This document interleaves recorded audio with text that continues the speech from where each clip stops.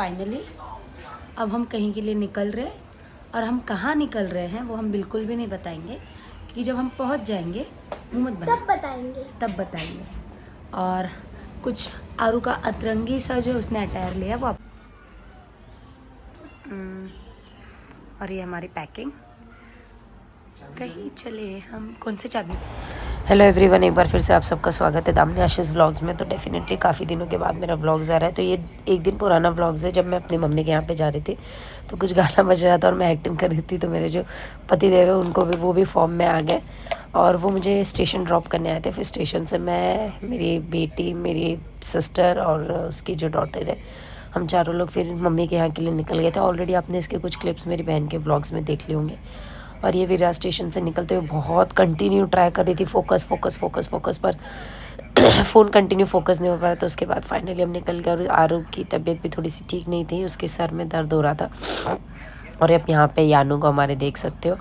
और ये local train जो भी, अगर जिन्होंने कभी इसका एक्सपीरियंस नहीं किया होगा तो आप इसको देख के एक्सपीरियंस कीजिए फाइनली।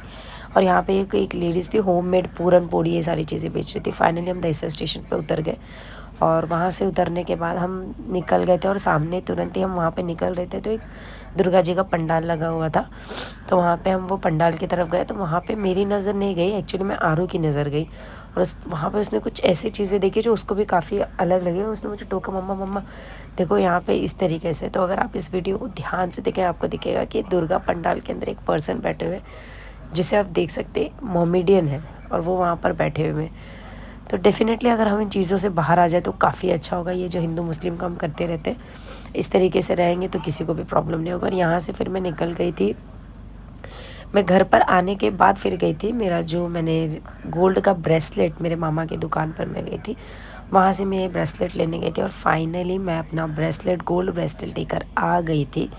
और जैसे ही मैं गोल्ड का ब्रेसलेट लेकर आई, मम्मी पूजा करने, पाठ करने बैठी थी, तो उसी वक्त पे मैंने मम्मी को दिया। तो मम्मी वहाँ पे पूजा कर रही थी। और इसके बाद ये ब्रेसलेट जो था वो डेफ़िनेटली मेरे पास आने की किसी चांस में नहीं था, क्योंकि मम्मी और मेरी सिस्टर और जो मेरी भाभी है, मतलब मेरे छोटे भाई की जो वाइफ है, वो सब का नज़र था कि सब मस्ती मजाक कर रहे थे कि हम ये ले लेते, हम ले लेते।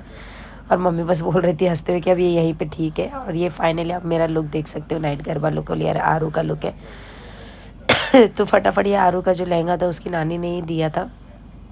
तो ये आरू रेडी हो गई थी, उसके बाद मैं रेडी हुई। फिर मेरी जो सिस्टर है, ये मैंने उसका शूट लिया, उसके बाद आरू ने ये मेरा शूट लिया था। काफ़ी अच्छा शूट लिया यार, मैंने भी अभी ध्यान दिया इस चीज़ के ऊपर।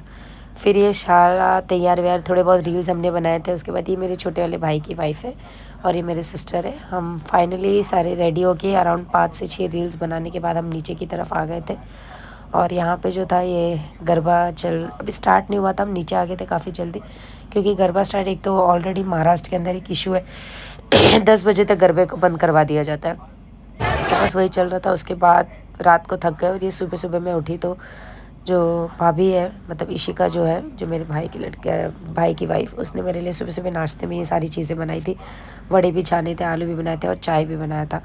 फाइनली सब कुछ होने के बाद हम सुबह के वक्त ही निकल गए थे। और ये स्टेशन पे जो बहन है वो टिकट निकाल रही थी और मैं इन लोगों को लेकर खड़ी थी। और यहाँ पे स्टेशन पे इन लोगों ने मुझे बैग 2-3 बार खुलवा दिए थे।